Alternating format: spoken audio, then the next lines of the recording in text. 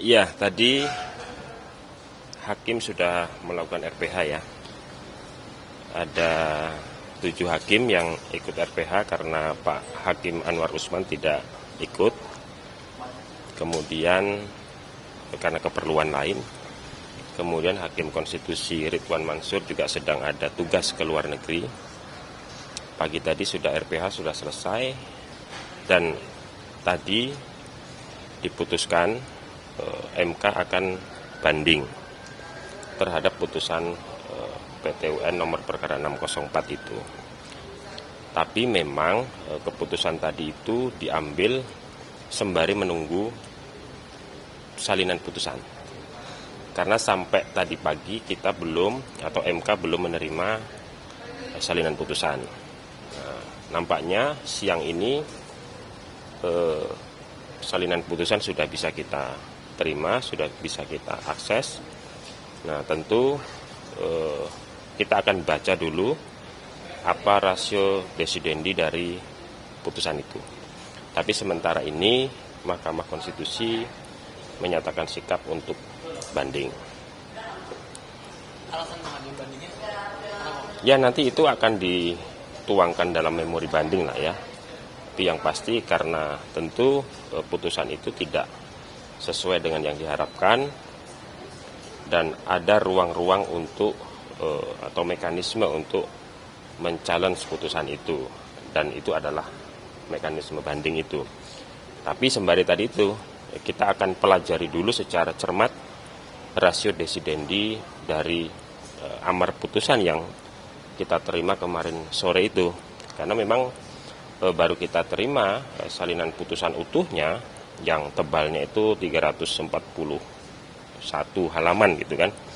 Nah, itu yang penting untuk kita cermati dulu mana-mana yang kemudian akan kita banding atau ya seperti apa nanti tergantung dari hasil pencermatan kita terhadap rasio desidendi putusan itu. Mas, amar putusan ini dinilai ajaib nggak sih sama MK? Karena kan ada satu poin yang bilang kalau pengangkatan Pak Soeharto itu tidak sah, terus mau mengembalikan nama baik Anwar Usman, tapi tidak mau mengembalikan jabatan Ketua MK terhadap Anwar Usman. Jadi ada kayak perbedaan putusan gitu dalam poin-poinnya. Ya, kita belum sampai ke situ, kita belum bisa menilai ini ajaib atau tidak gitu ya. Karena memang yang kita terima sampai kemarin sore itu kan baru amar putusannya. Kita tim kuasa hukum internal itu kan sudah sudah mengikuti jadwal pembacaan putusan di e-court itu kan dari jam 10. Kita tunggu sampai siang, sampai sore akhirnya muncul gitu. Baru amar putusannya. Teman-teman juga saya kira sudah menerima itu. Jadi kenapa kemudian banding? Ya karena dasarnya dari amar putusan itu. Sementara amar itu kita belum tahu nih apa rasio desidendinya. Jadi kita belum bisa menilai juga sebetulnya kenapa bisa begitu tadi itu, kenapa dipulihkan, kenapa tidak dikembalikan sebagai ketua MK, kan gitu-gitu itu kan harus dibaca dulu rasio desidendinya. Jadi kita tidak bisa menilai. 7. Itu ada perbedaan pendapat atau semuanya setuju untuk melakukan banding? Sepengetahuan saya semuanya sepakat. Tidak ada yang tidak sepakat. Kenapa tidak menerima saja putusannya terus mencabut SK? Ya kesepakatannya begitu. Nah, AU kenapa nggak ikutan RPH? ada keperluan lain katanya begitu. Oh gitu. Mas, untuk pengajuan bandingnya kapan bisa? Kan kita punya waktu, kalau PT UN itu kan mekanismenya kita diberi waktu 14 hari sejak menerima salinan putusan kan. Jadi sampai ya dalam rentang waktu 14 hari ke depan lah ya kita menentukan sikap termasuk menuangkan itu dalam memori banding kalau kita memang betul-betul mau banding setelah mencermati, setelah mempelajari betul rasio desidendi. Masih ada kemungkinan di banding belum pasti? Saya belum tahu juga, tapi sementara ini ya banding. Tapi kalau nggak banding Ketua MK masih saya. Ya kan masih 14 hari. Kan tidak serta-merta putusan itu berlaku. Jadi putusan ini kan belum inkrah ini kan. Jadi selama 14 hari ya belum ada perubahan apapun gitu.